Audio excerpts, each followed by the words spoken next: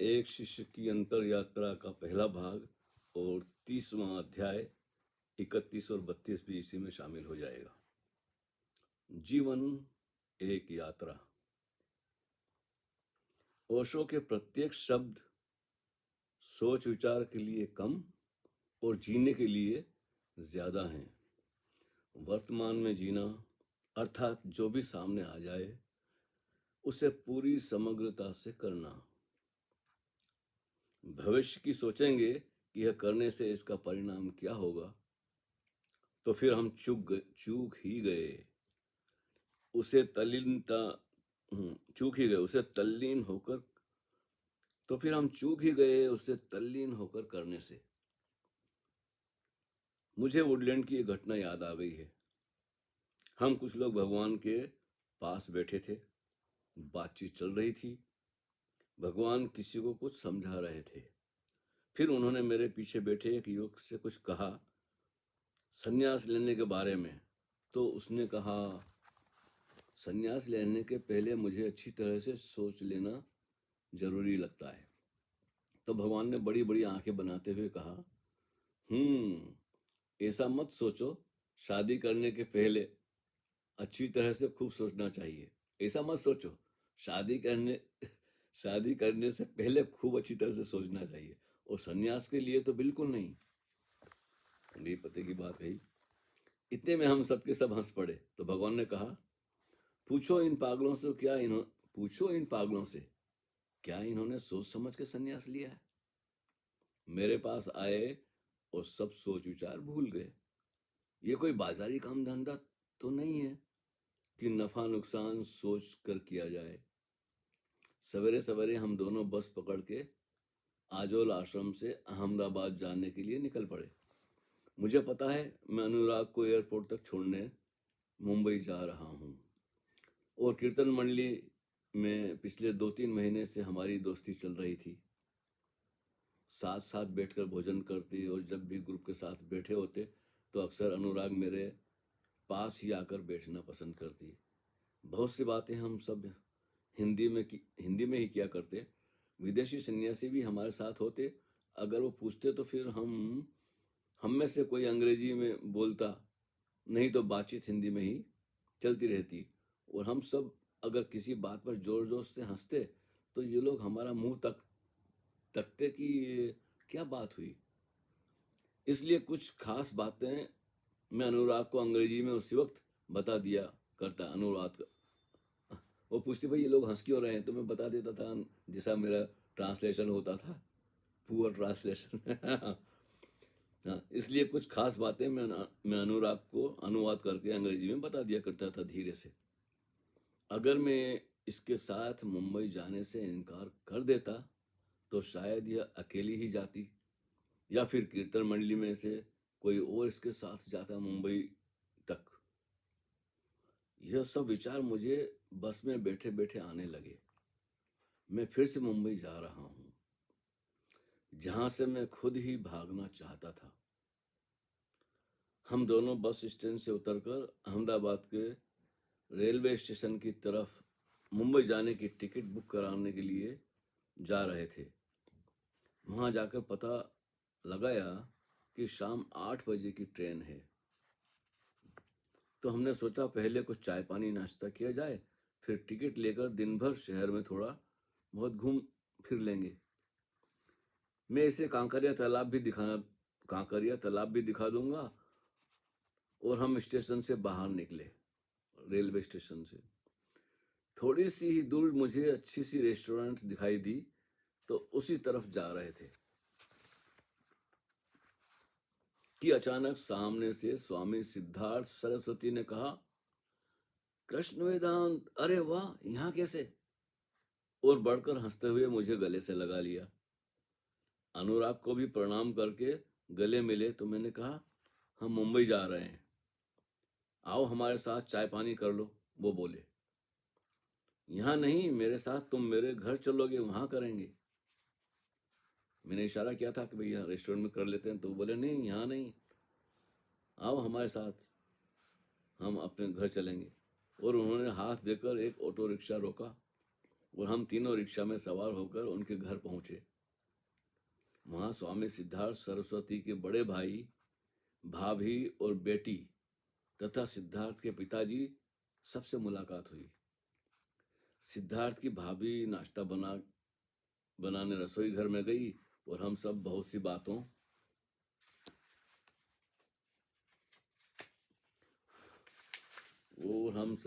बातों वही कहाँ गया पेज, हाँ, बातों बातों की चर्चा करने में लग गए।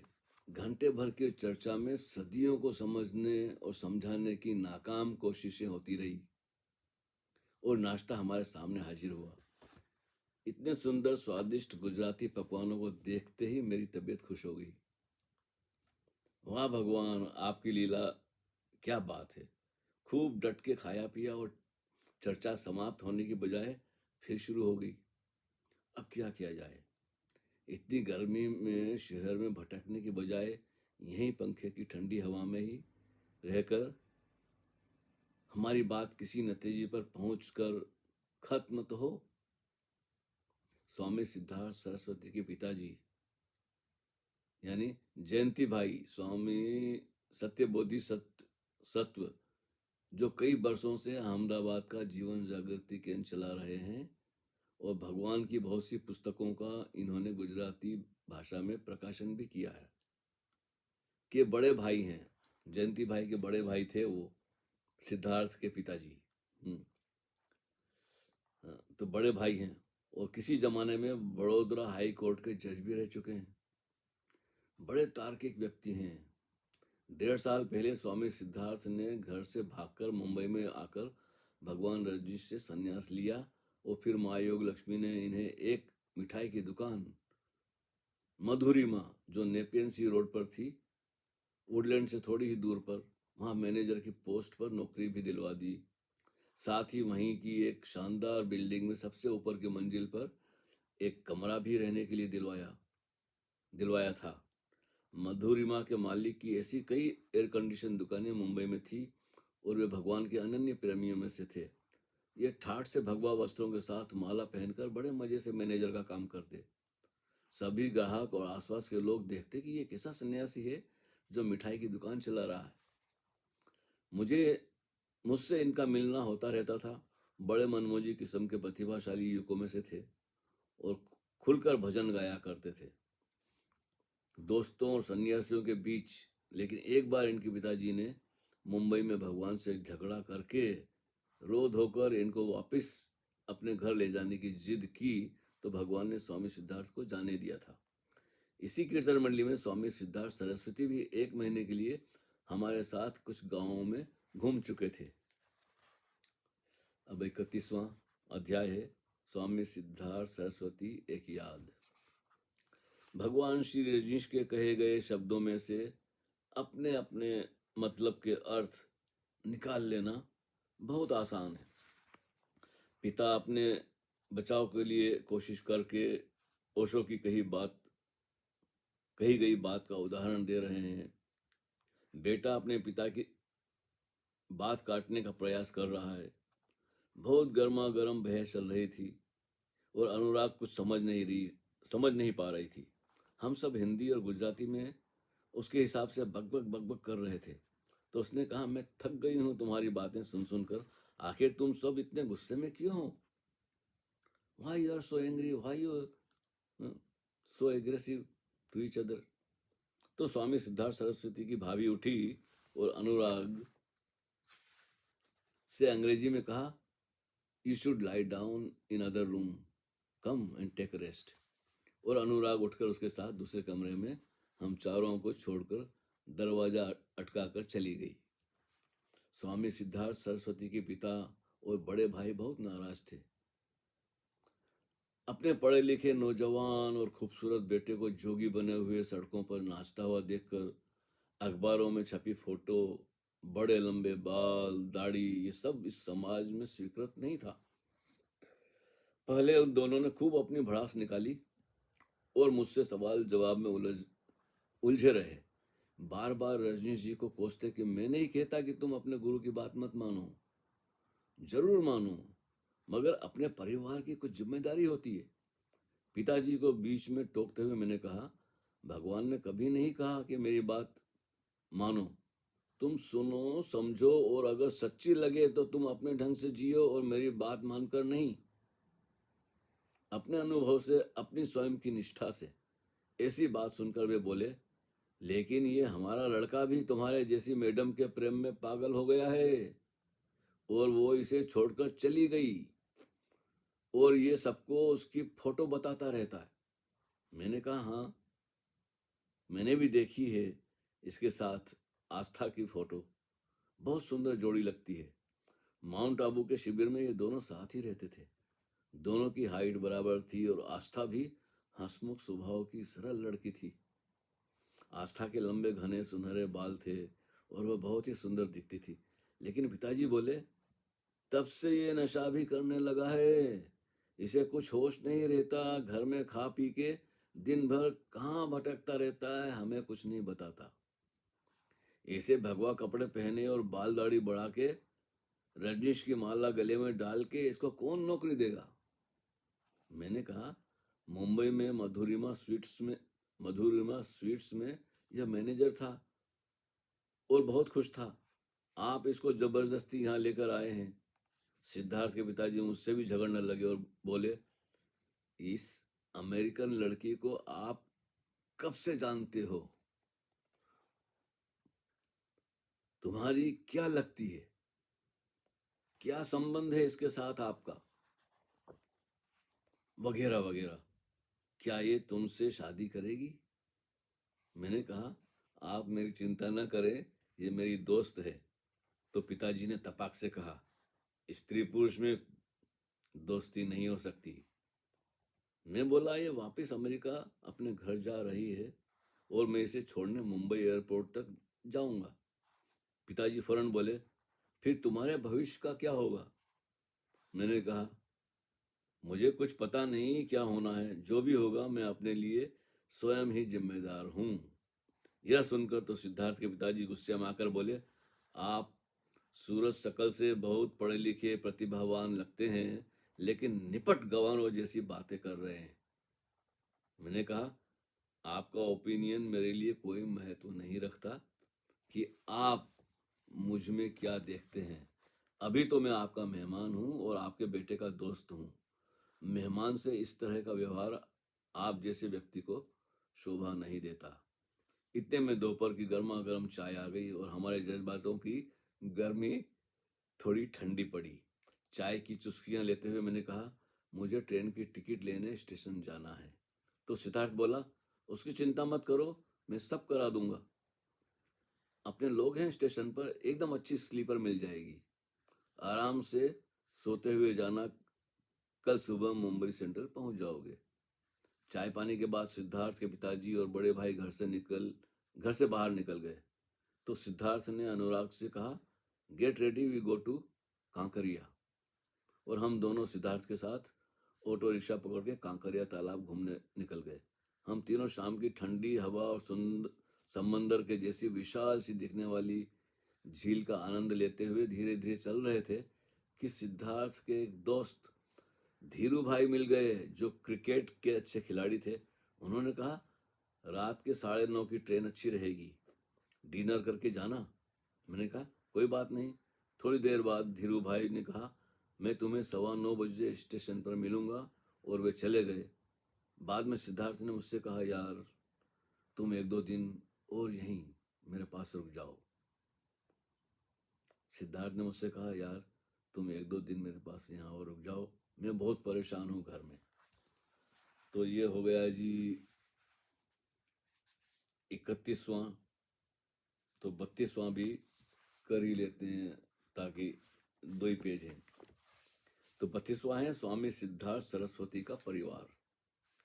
भगवान श्री रजनीश की बातों से और उनके विचारों से स्वामी सिद्धार्थ सरस्वती के पिताजी और बड़े भाई बिल्कुल भी प्रभावित नहीं थे। बार बार अपना समाज और अपनी बिरादरी ही उनके लिए अहमियत रखती थी। वे यही कहते, अब हमारे रिश्तेदारों में कौन अपनी लड़की देगा ऐसे सन्यासी को? इसको इस बात की बिल्कुल समझ नहीं है। इसके सर पे जो गौरी मैडम का भूत सवार है, उसके रहते ये सिर्फ नशे में ही जिंदगी बर्बाद कर रहा है। मैंने कहा, अभी इसका दिल टूट गया है, प्यार मोहब्बत का मामला है, इतनी जल्दी कोई कैसे भूल सकता है? ऐसे इतनी जल्दी ऐसे कोई कैसे भुला सकता है? इसे उसकी याद दिलाकर आप बार बार तंग ना करें। जो हो गया सो हो गया, देर सबेर ये संभल ही जाएगा। मैंने स्वामी सिद्धार्थ सरस्वती की बात मानकर रात की ट्रेन में अनुराग को यह कहकर अकेले ही रवाना कर दिया कि कल परसों यानी 2-3 दिन बाद में मैं मुंबई आ जाऊंगा। तब तक तू अपनी टिकट कंफर्म करवा लेना। मेरे साथ सिद्धार्थ और धीरू भाई भी स्टेशन पर साथ थे। हम तीनों ने अनुराग को डिब्बे में बिठाकर ट्रेन के चलने पर गुड बाय की और बातचीत करते हुए रात देर से मैं सिद्धार्थ के साथ उसके भाई के घर लौटा और हम चुपचाप सो गए।